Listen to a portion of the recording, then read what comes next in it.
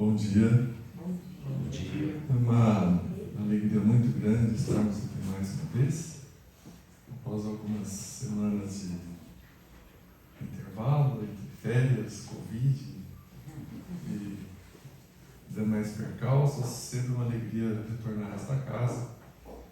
E rogamos a Jesus que nos ampare para que tenhamos um período proveitoso aqui.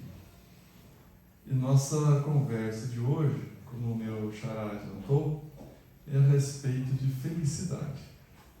De modo geral, todos nós buscamos em uma casa espírita ou em um templo religioso, que seja da nossa preferência, uma maneira de alcançarmos a felicidade. Se eu pudesse propor que cada um estabelecesse em uma frase curta qual seria a aspiração maior da existência, é bem provável que a maioria de nós iria dizer: eu quero ser feliz. Porque com essa frase curta, nós resumimos diversos anseios da nossa existência, relativos à saúde, estabilidade afetiva, emocional, profissional, financeira. Porque, compreensivelmente, se nós temos percalços em qualquer um desses setores, a nossa felicidade ficaria comprometida. Então, naquela imagem clássica, de quando encontramos a lâmpada do gênio, se tivéssemos como possibilidade apenas um único desejo, seria uma resposta muito inteligente, ao que o gênio nos perguntasse: qual é o seu pedido? Poderíamos dizer: eu quero ser feliz. E teríamos assim resolvido o nosso dilema de conseguir estabelecer o nosso anseio maior de vida. Apesar de ser uma proposta ampla de todos nós, se na sequência eu estabelecesse uma outra pergunta: você se sente feliz? Você é feliz? É bem provável que a maioria de nós balançaria a cabeça negativamente. Então nós podemos ver que há um descompasso, porque todo mundo quer ser feliz. Mas de modo geral nós não sentimos vivendo a felicidade. Então, nossa conversa de hoje é uma proposta de procurarmos compartilhar alguns conceitos a respeito disso, para tentarmos fazer uma coerência um pouco melhor a respeito de o fato de todos nós que queremos ser felizes e tão poucas pessoas se sentem felizes. Existe uma história que poderia ser considerada como uma anedota, mas ela traz um fundo de verdade muito interessante. Então havia um homem caminhando pela rua à noite e num determinado ponto, num quarteirão tranquilo, logo embaixo da iluminação de um poste, ele viu um outro homem olhando para o chão, dava 2 passos para a direita, 2 passos para a esquerda, com aquela postura de quem realmente está procurando algo. E aquele que vinha caminhando se interessou pela situação e perguntou assim: olá, meu amigo, boa noite. E o outro, sem levantar a cabeça, continuou olhando para o chão e respondeu: boa noite. Você perdeu alguma coisa? E ele: sim, eu perdi. Eu estou procurando a chave da minha casa. O que vinha caminhando se sensibilizou e falou: eu vou ajudá-lo. E o outro continuou olhando para o chão e disse: agradeço. Depois de uns 15 minutos, porque o raio de busca que havia perdido a chave estabeleceu era um raio pequeno, eram 2 passos para um lado, 2 passos para o outro, e era um trecho da calçada da rua bem iluminado. Aí o que estava caminhando perguntou assim: você tem certeza que a sua chave está aqui? E o homem disse assim: não, na verdade, eu perdi ali no jardim da minha casa. Mas ali está muito escuro, então eu prefiro procurar aqui mesmo. Isso parece uma anedota, uma coisa sem sentido. Porque se a pessoa perdeu no gramado, por que ele estava procurando a chave no outro ponto? E a resposta foi interessante, aqui está mais fácil procurar.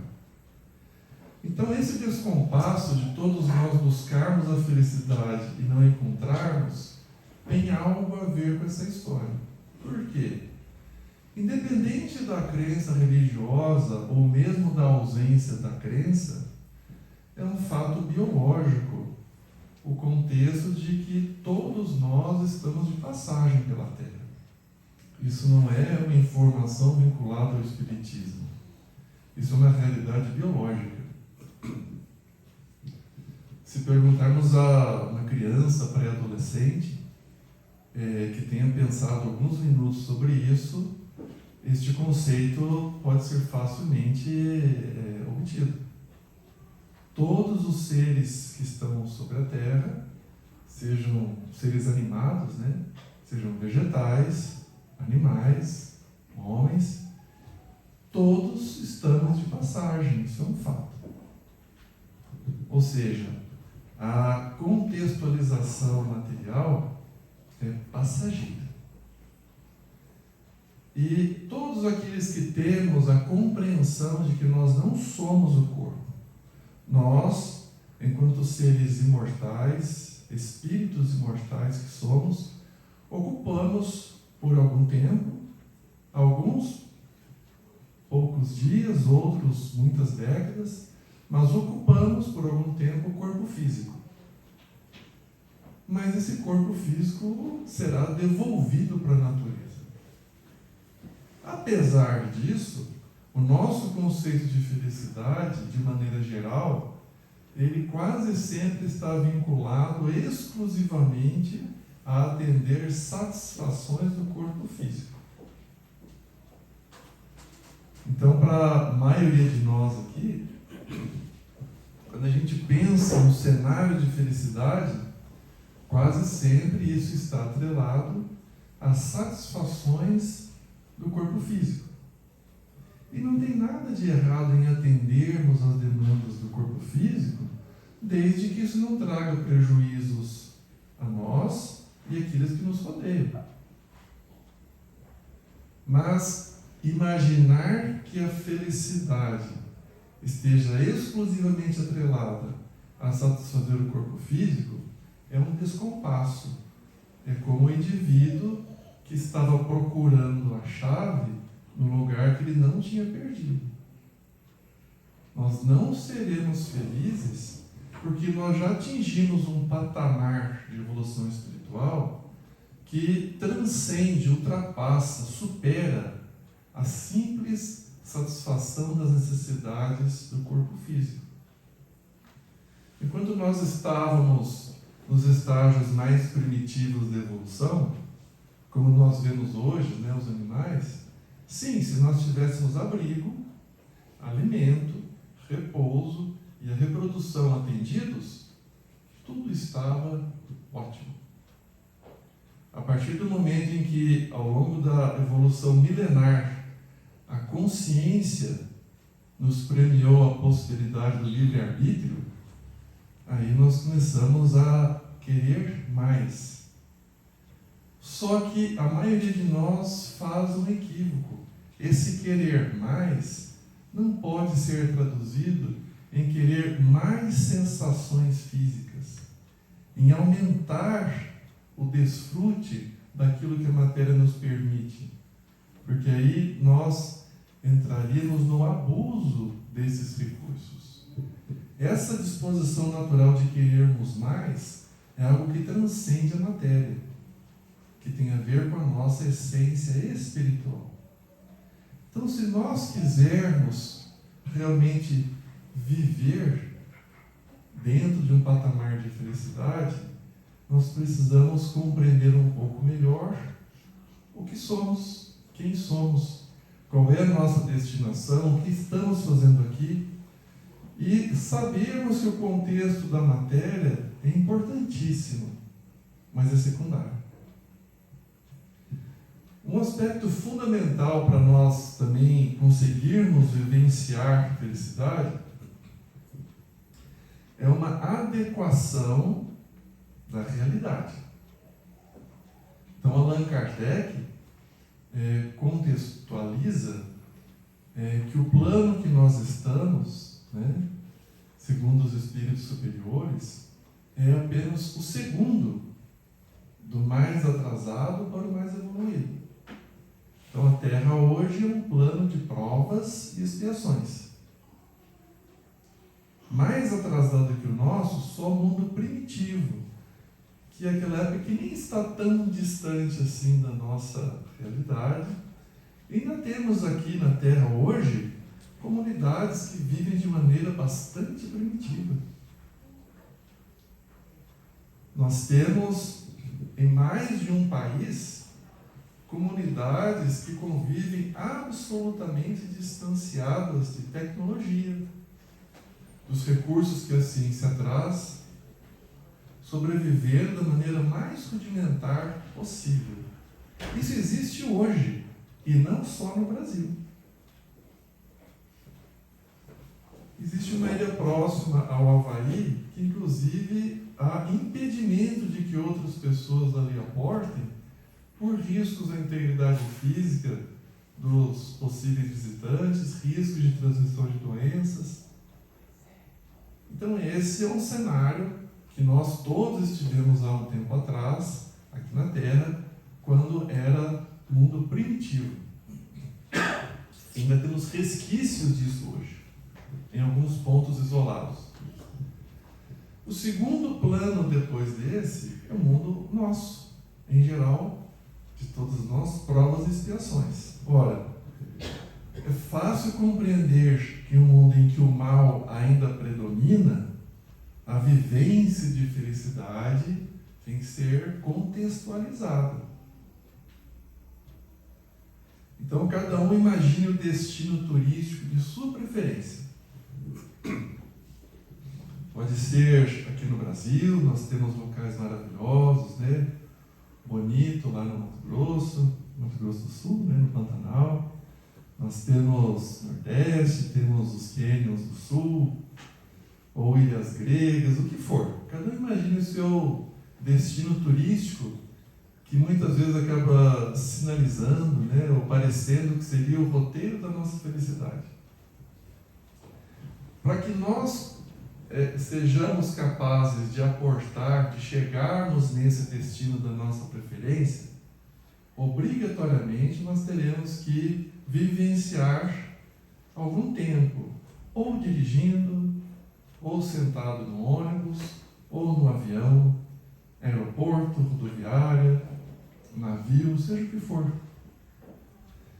Então, para quem deseja, por exemplo, como suprassumo do ideal turístico, vamos imaginar ilhas gregas, a pessoa vislumbra aquilo, mas obrigatoriamente ela terá que passar algumas horas em aeroportos. Parece um cenário de felicidade ficar 6, 7 horas sentado no banco de aeroporto? Não. Mas eu tenho que ajustar a expectativa, porque para eu chegar no destino que é de meu interesse, existe uma etapa obrigatória. É assim. Não tem como eu me teletransportar, por enquanto, diretamente para as ilhas gregas sem passar por aeroporto, avaliação de passaporte, alfândega, imigração, várias horas sentadas num banco pequenininho. Imagina, uma pessoa do meu tamanho. Eu digo, apesar de ser da perfeição das leis divinas, que teve algum erro aí na minha programação reencarnatória. Porque um cara do meu tamanho tinha que ter nascido rico para sair na primeira classe. Porque realmente não caiba naquele espaço. Mas faz parte do processo. Faz parte. Precisa ser um tormento esse período de aeroporto, de avião. Não precisa. É uma escolha minha. Eu sei que é assim. Eu preciso me ajustar àquele período. Então, por nós estarmos ainda em um plano de provas e expiações, o nosso conceito de felicidade tem que ser ajustado a essa realidade. E sabendo que Deus é infinitamente misericordioso e justo, esta nossa atual condição é a melhor que nós podemos estar.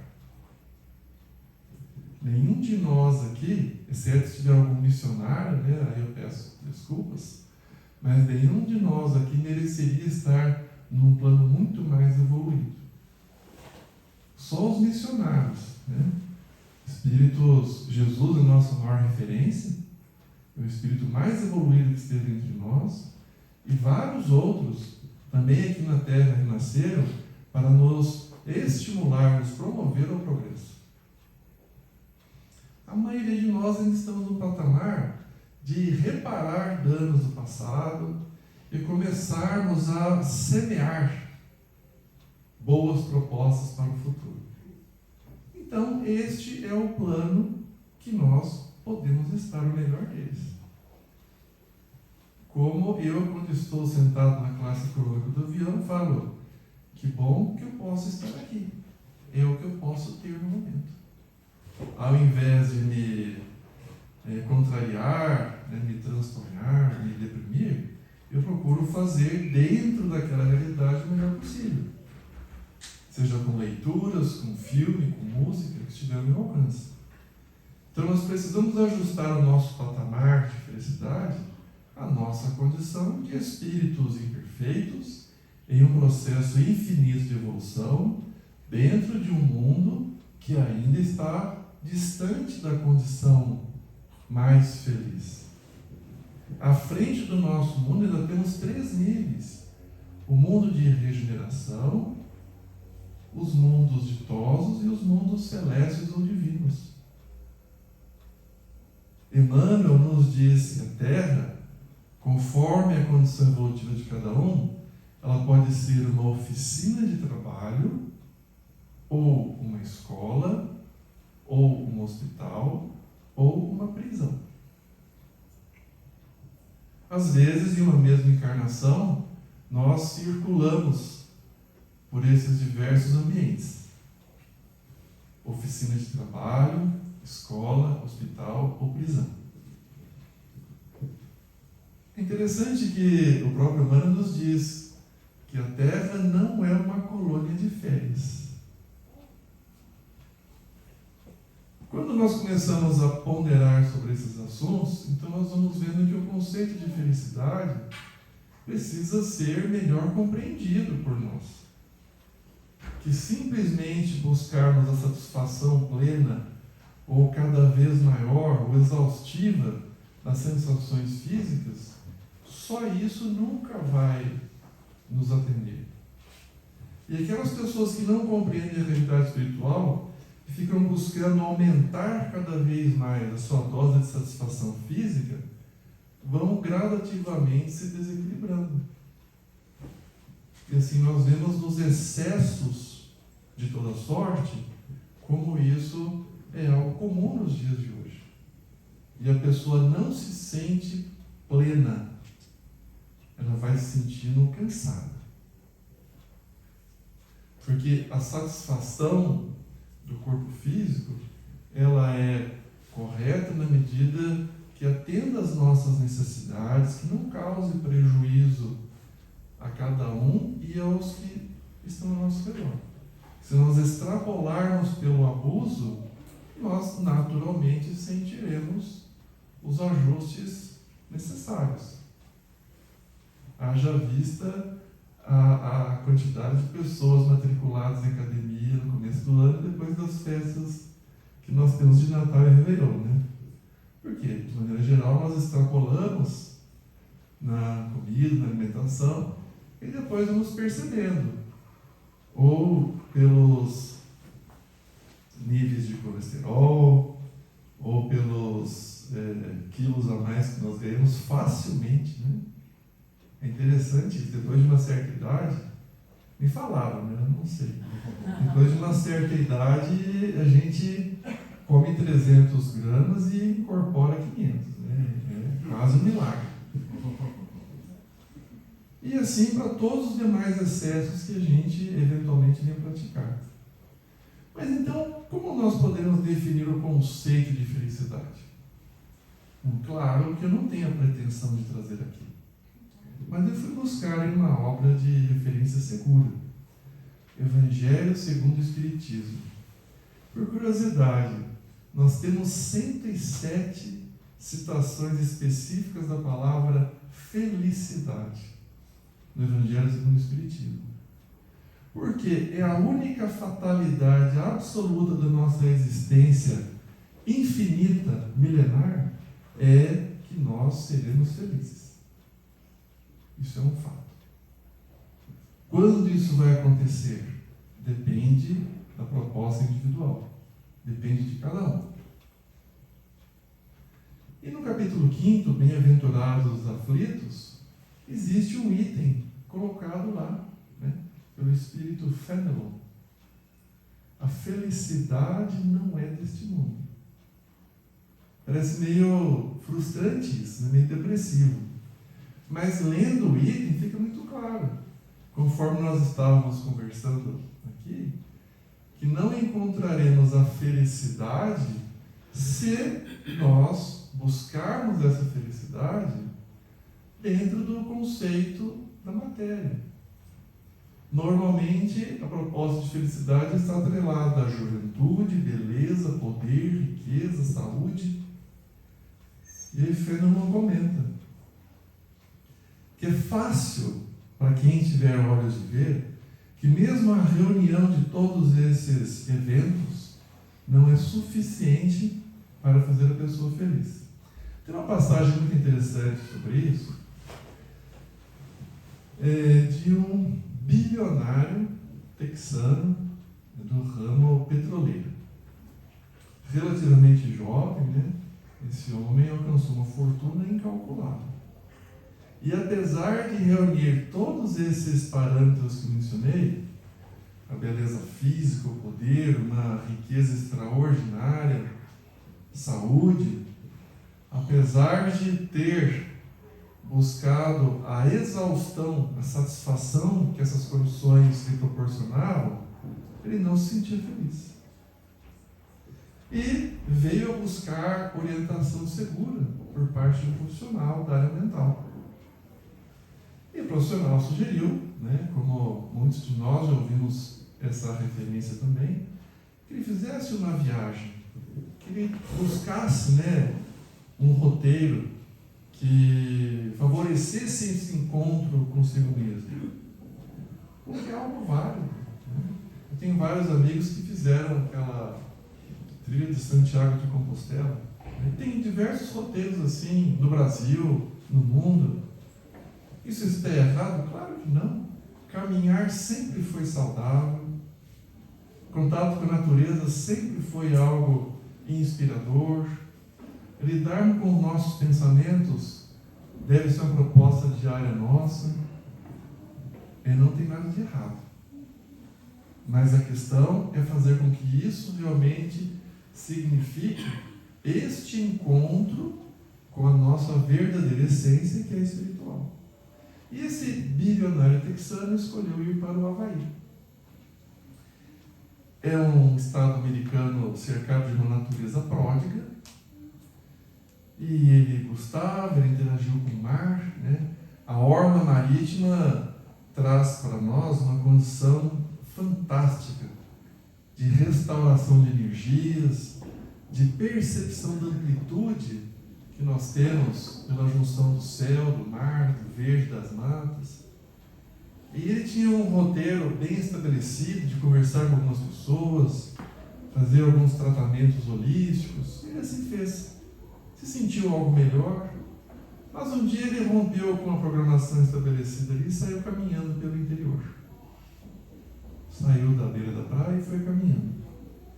E depois de caminhar um largo período, ele viu um casebre à distância, com movimentação expressiva ali de pessoas. Ele foi chegando ao longe tentando ver o que se passava ali, e viu que naquele casebre, né, casebre no sentido de construção muito simples, mas as proporções eram até razoáveis, ele viu uma irmã de caridade, uma freira, sozinha, cuidando de 2, quase 3 dezenas de doentes, enfermos. Ele teve a impressão que a maioria ali poderia ser portadora de hanseníase ou algo parecido, lesões, escaras, assim, bem críticas na pele, no rosto. Aí ele saiu do caminho, ficou sob uma árvore, né, sentou-se em uma pedra e ficou observando. E ele ficou intrigado, porque apesar da atividade daquela irmã de caridade ser muito desafiadora, ela não tinha pressa, ela não desperdiçava tempo, tinha um sorriso constante nos lábios. Ele via que alguns pacientes reconheciam a dedicação dela e eram carinhosos, viu que outros pacientes eram quase agressivos com ela, reclamavam, desprezavam a comida que ela oferecia, e ela sorrindo, serena, tranquila. E ele ficou impressionado. Não teve coragem de chegar próximo, em verdade com receio das feridas que ele via nas pessoas, mas depois de um tempo ele viu que aquela irmã de caridade fez menção de sair do local com uma sacola no ombro, vindo em sua direção. Ele ficou aguardando. E quando ela foi chegando perto, ele saiu da sombra que estava e falou: irmã, eu posso falar com a senhora? Ela disse: oh, boa tarde, claro. Eles estavam observando o seu trabalho ali. Ela: sim, muito bem. Irmã, eu vou lhe dizer uma coisa. Eu não faria isso por dinheiro nenhum no mundo. E ela sorriu e disse: eu também não, meu filho. Eu não faria isso por dinheiro nenhum. Ela sorriu e continuou.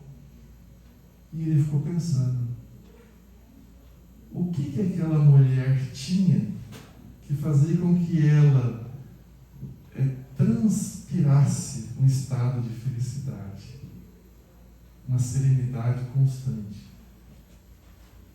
Então vamos retomar o item de fé no mundo do Evangelho, quando esse Espírito que fez parte da codificação, né, ele coloca assim que a felicidade para nós, possível neste mundo, ela está em buscarmos a paz no coração, a consciência tranquila, edificada. Então, quem quiser viver um estado de felicidade, precisa estar em paz com a sua consciência. E aí eu vou buscar uma pergunta a 621 do Livro dos Espíritos. Quando Kardec pergunta assim: onde está escrita a lei de Deus? E a resposta é curtíssima. Não é a mais curta, é uma das. Onde está escrita a lei de Deus? Na consciência. Então, juntando essas duas informações, podemos considerar que viveremos felizes na Terra se estivermos atendendo à lei divina que cada um traz na sua consciência. É interessante considerar isso.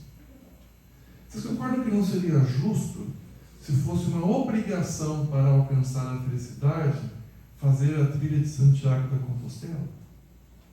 Porque nem todo mundo tem acesso a isso. Ou ficar um tempo meditando no Himalaia, ou qualquer outro roteiro. Isso está errado, não é vago? Pelo contrário, é muito vago. Quem pode, quem se sente integrado com isso, perfeitamente. Mas é compreensível que Deus tem que proporcionar para todas as pessoas, independente se nesta encarnação o indivíduo renasceu abonado ou com a oportunidade de experienciar poucos recursos materiais. Então, cada um de nós traz em sua própria consciência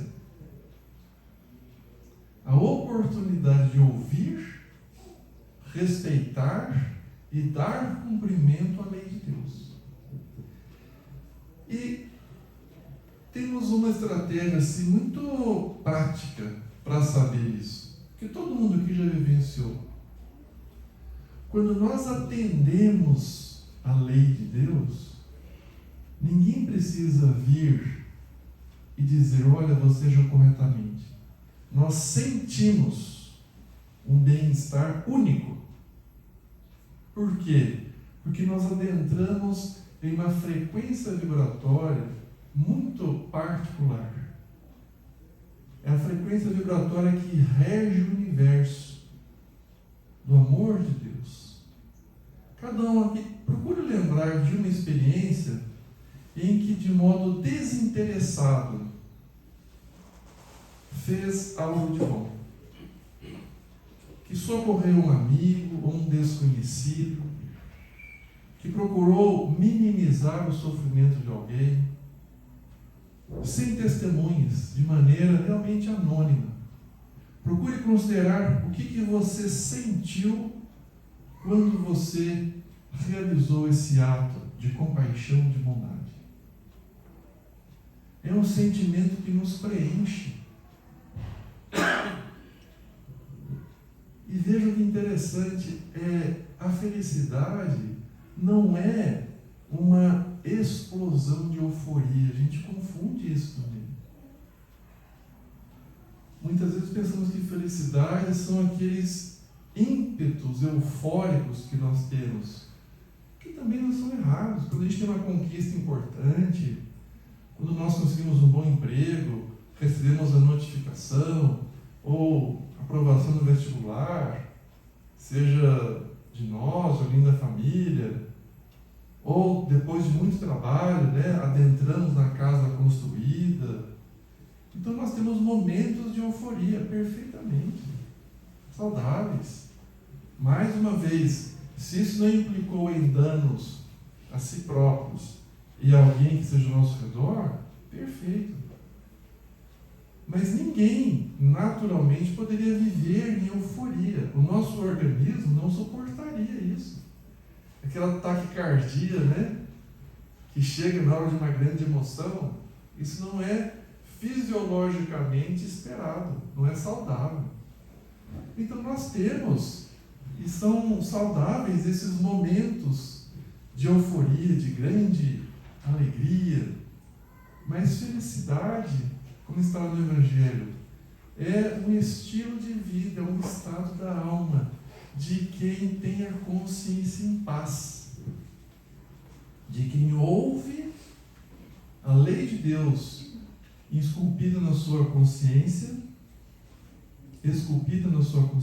inscrita dentro de si mesmo, e dá cumprimento. E tem alguma regra prática para a gente conseguir essa felicidade? É a proposta máxima da doutrina espírita. Fora da caridade não há salvação. Vejam que interessante, essa proposta, ela não restringe a perspectiva de felicidade a quem é espírita. Não seria justo nem razoável. Quantos espíritos nobres, trabalhadores do bem, estão na presente encarnação militando em outras religiões? É lógico. Toda religião que seja um propósito de conexão com Deus tem a sua validade, a sua importância nesse mundo. Então, quando nós estabelecemos fora da caridade nossa salvação, todas as pessoas do mundo podem ter acesso a este mecanismo de uma vida feliz dentro das condições que nós temos possibilidade hoje. Por que a caridade é algo tão importante? É uma lei divina. A nossa felicidade é medida na proporção da felicidade que nós proporcionamos aos outros. Quem falou isso? Jesus Cristo. Quando inquiriram Jesus, qual era o maior mandamento? Amar a Deus sobre todas as coisas. E ajuntou o seguinte, ele fala, semelhante a este: Amarás o teu próximo como a ti mesmo. Então, caridade é algo muito maior do que o prato de sopa que nós oferecemos. E claro, isso tem importância, tem aplicação, tem necessidade.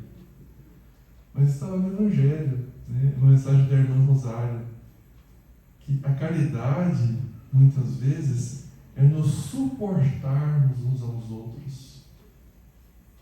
Sabermos calar para deixar falar o mais tolo. Evitarmos aquela discussão vazia. Ah, mas é um assunto importante, eu não posso deixar isso como está. Ninguém está propondo conivência. Mas existe uma regra de ouro quando a gente quer realmente uma solução. Falar a verdade com bondade, para a pessoa certa, na hora certa. Aí eu estou buscando uma solução. Agora, quando nós temos aquele ímpeto de discutir, de destilar o quanto estamos desagradados, é o contrário daquela sensação boa que eu falei de quando a gente faz algo de bom para alguém. Igual no trânsito, né? Tem um amigo meu, eu conheço muito bem ele, tá? Tem um amigo meu que ele, assim, se transforma quando está no trânsito. Ele vira uma outra pessoa, igual o desenho do Pateta. Então, quando alguém faz alguma grosseria para nós no trânsito, a pessoa dá aquela fechada, é uma caridade a gente respirar fundo e dizer, vai em paz, meu irmão. O que eu tenho com aquela pessoa? Nada. Mas esse amigo meu, ele acha que tem que educar as outras pessoas no trânsito. No fundo, é um orgulho de pensar assim, quem esse aí pensa que é para fazer isso comigo aqui? E aí esse amigo meu, ele vai com o carro, fica colado na traseira, né?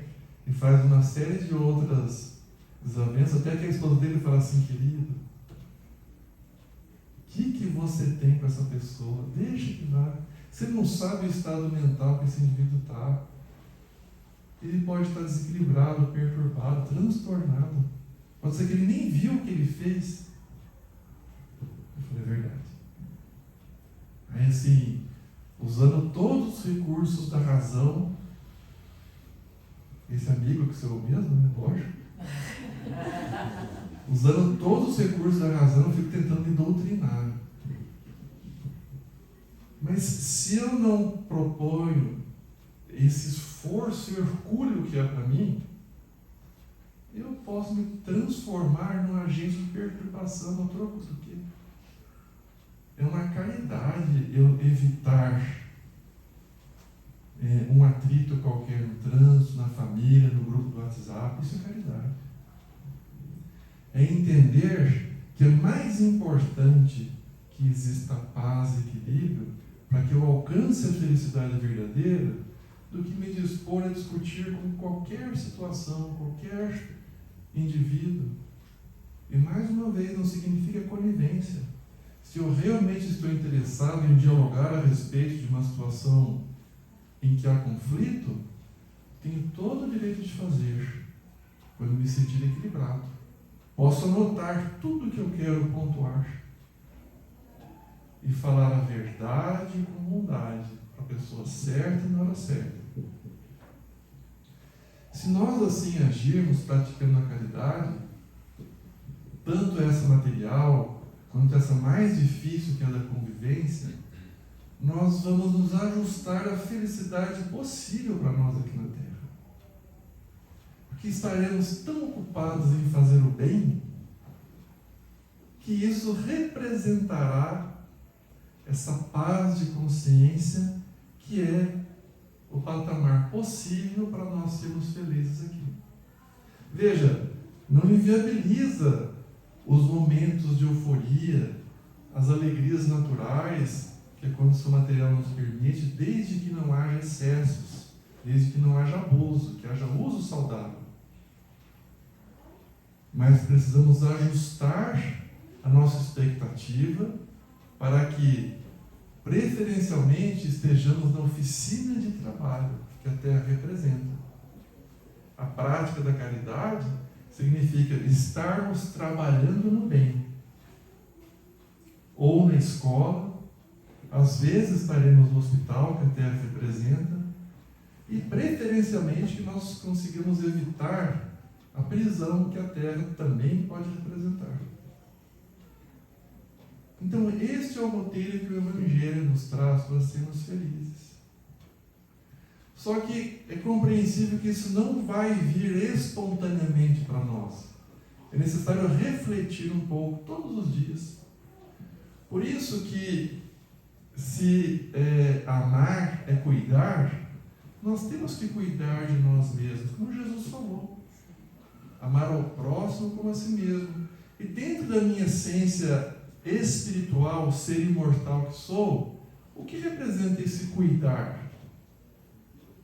Orar, meditar, dialogar comigo mesmo, identificar meus anseios, minhas frustrações, meus medos, trabalhar com isso, entender que ainda não tenho condições de ter a felicidade plena, porque o ambiente nosso aqui na Terra não viabiliza isso. Mas todos nós aqui já vimos profissionais que trabalham com muita felicidade. Aliás, algo que nos inspira. Seja alguém da limpeza, seja um recepcionista, um professor, um pedreiro, um motorista, um médico. Quando a gente chega perto de alguém e aquela pessoa compreende que trabalhar com dedicação, com seriedade, é algo que se traduz em felicidade, isso nos inspira.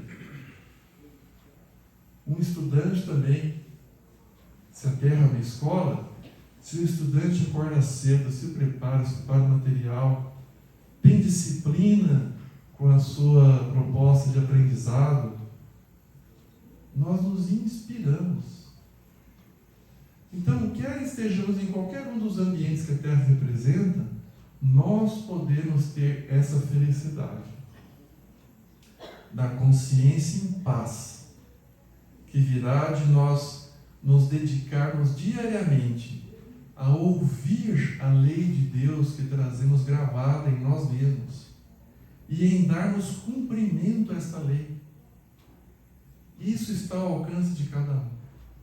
E mesmo a pessoa que nunca ouviu nada a respeito disso, se ela for fiel às sensações, às emoções que ela tem quando ela faz o bem, ela vai perceber como é gostoso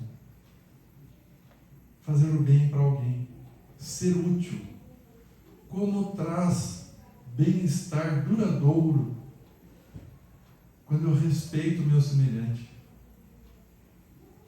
E também aprendemos com os erros. Quando a gente se exaspera, quando nós menosprezamos alguém, quando nós somos ríspidos, mal educados, grosseiros, quando nós deixamos de cumprir um dever, nós também podemos perceber um mal-estar. Cada um pode nominar como quiser, mas é um fato. Ou seja, se cada um de nós se aplicar a estudar em si mesmo aquilo que lhe faz bem e o que lhe faz mal, compreender que a lei de Deus aí está gravada e procurar a cada dia multiplicar as atitudes que trazem bem-estar verdadeiro, estaremos praticando a caridade, estaremos com a consciência em paz, estaremos então alcançando a felicidade possível para o nosso atual estágio de evolução. Eu agradeço a atenção de todos, que o Senhor nos abençoe e nos ampare sempre.